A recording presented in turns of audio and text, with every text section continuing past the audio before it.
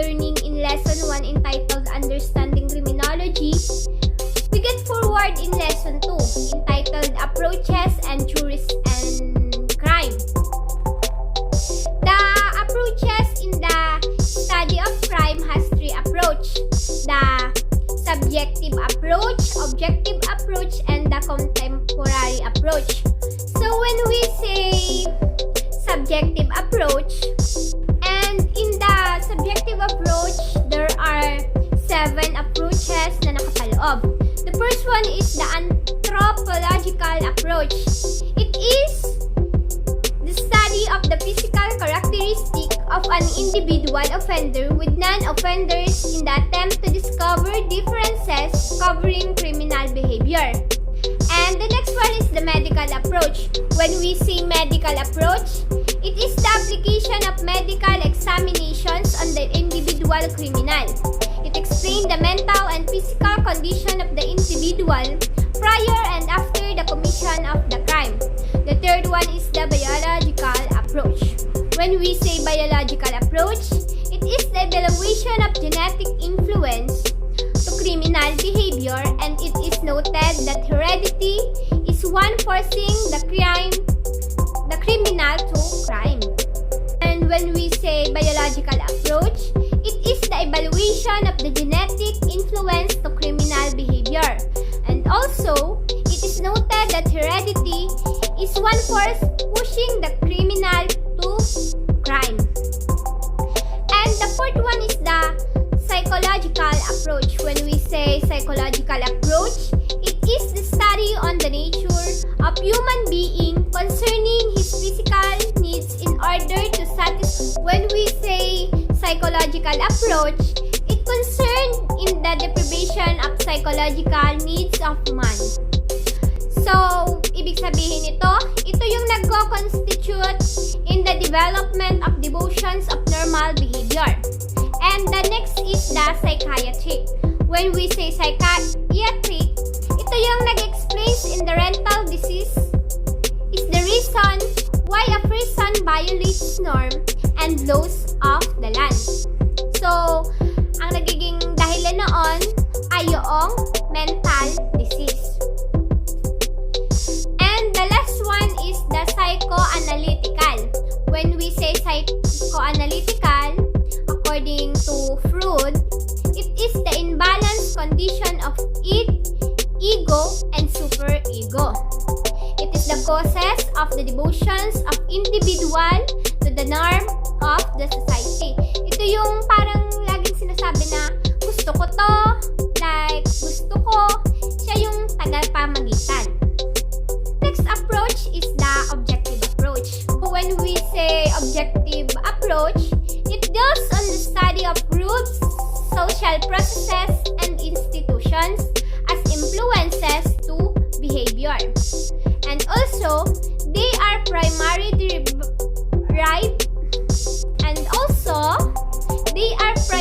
derived from social sciences, and ito yung environment ang dahilan kung bakit nakakapag-commit ng krimen. So, under the objective approach, there are the geographic approach. When we say geographic approach, it considers topography, natural resources, geographical location, and climate lead an individual to commit crime. Ito yung example nito ay halimbawa di ba nagkaroon ng bagyong Nona. So, nagdun yung case na makapagnanakaw ka. So, sa dahilan nun, dahil ng geographic approach. The next one is the ecological approach. So, according to Park, it is the biotic grouping of men resulting to migration, competition, social discrimination, division of labor, and social conflict as factors of crime. So, the next one is the economic approach. When we say economic approach, it deals with the explanation of crime concerning financial security, of inadequacy, and other necessity to support life as factors to criminality. Example nito ay ang poverty. The last one is the socio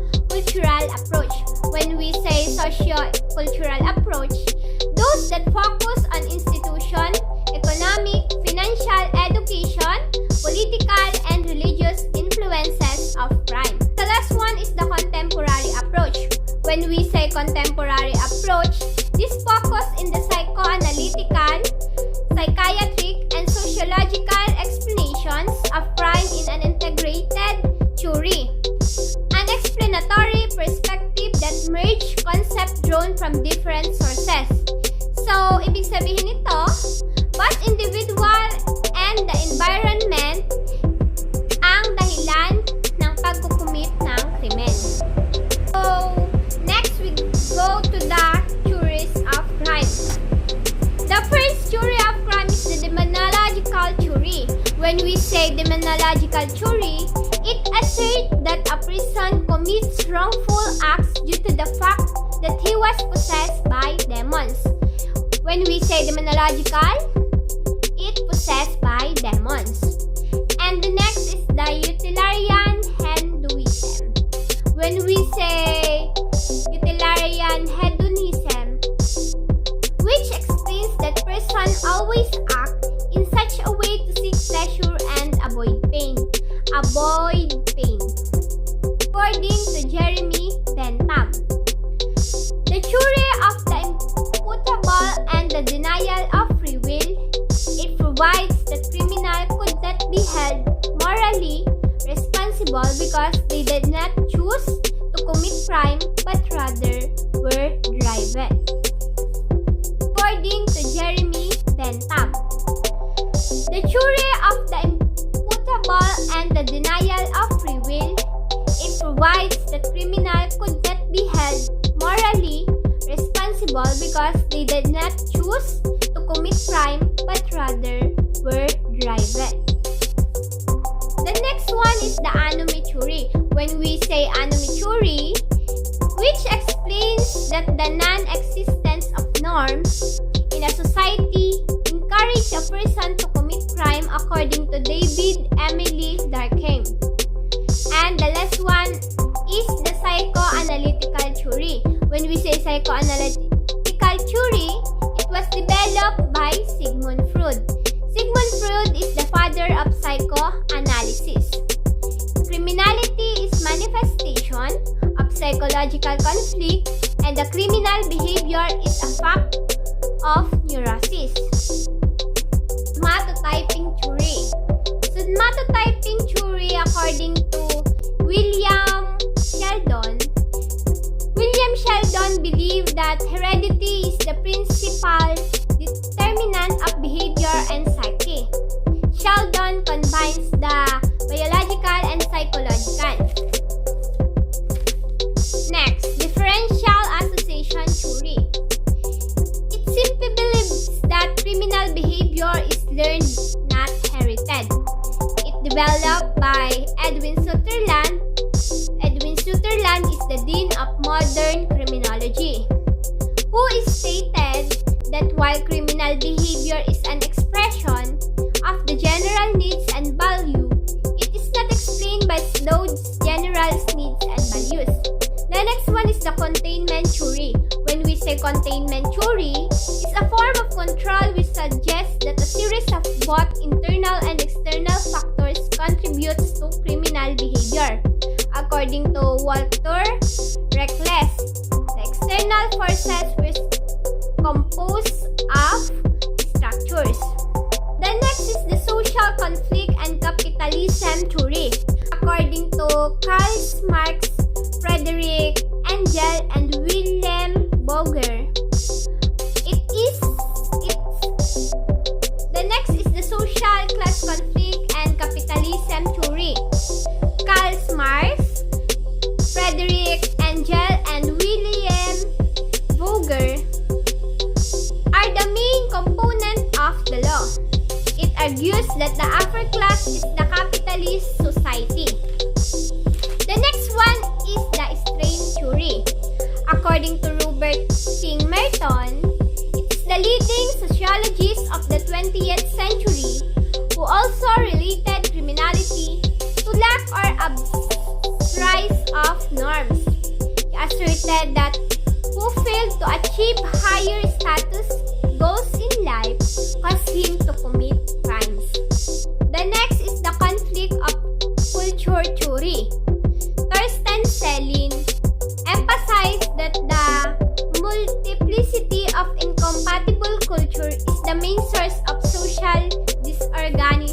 evolution.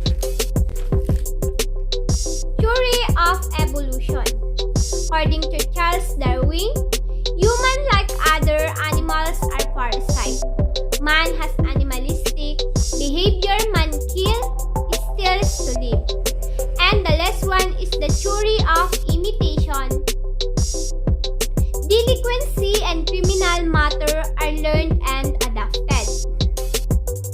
Next is the psychopathic personality. It's characterized by enduring antisocial behavior, diminished empathy, and remorse.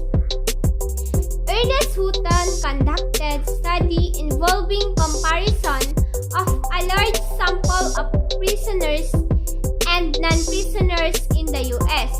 It concluded the criminal biologically.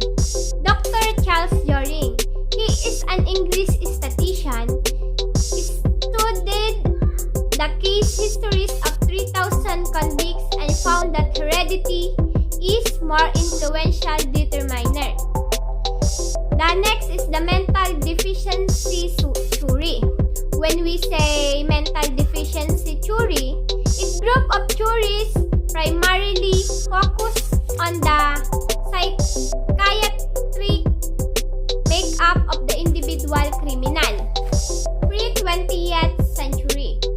In the 18th century, criminological literature, whether psychological, sociological, and psychiatric invent, has traditionally been divided into three broad schools of thought about the causes of crime: the classical, neoclassical, and positivist school of criminology. The first is the classical school of thought. Cesare Beccaria is the principle of absolute free will. It's a broad label for a group of thinkers of crime and punishment in the late 18th and 19th centuries.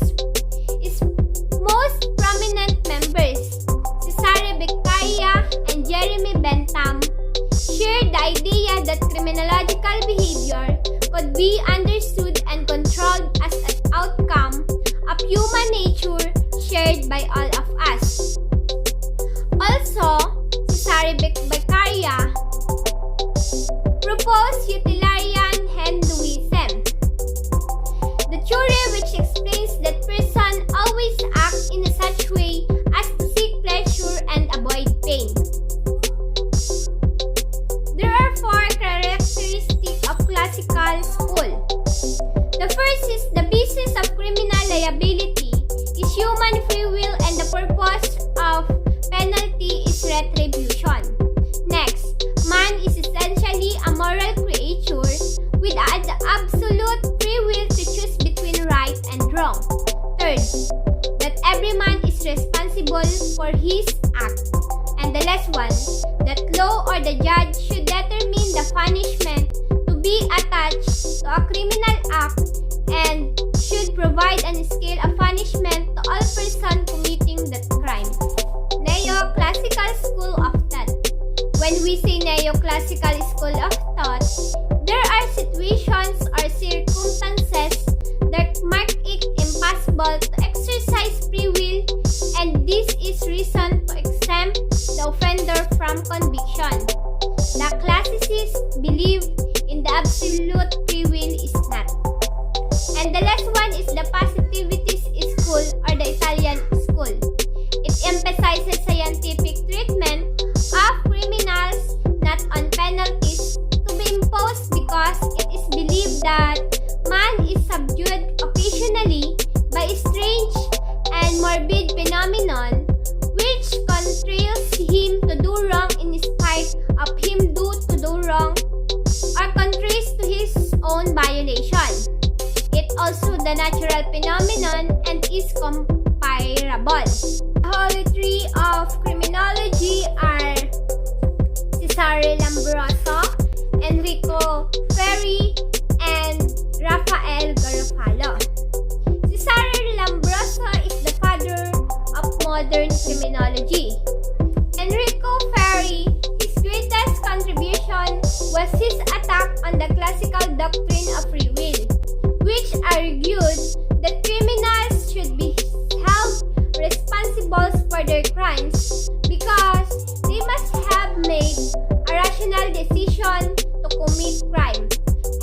Rafael Garofalo, he rejected the doctrine of free will and supported the position that the only way to understand crime was to study it by scientific methods.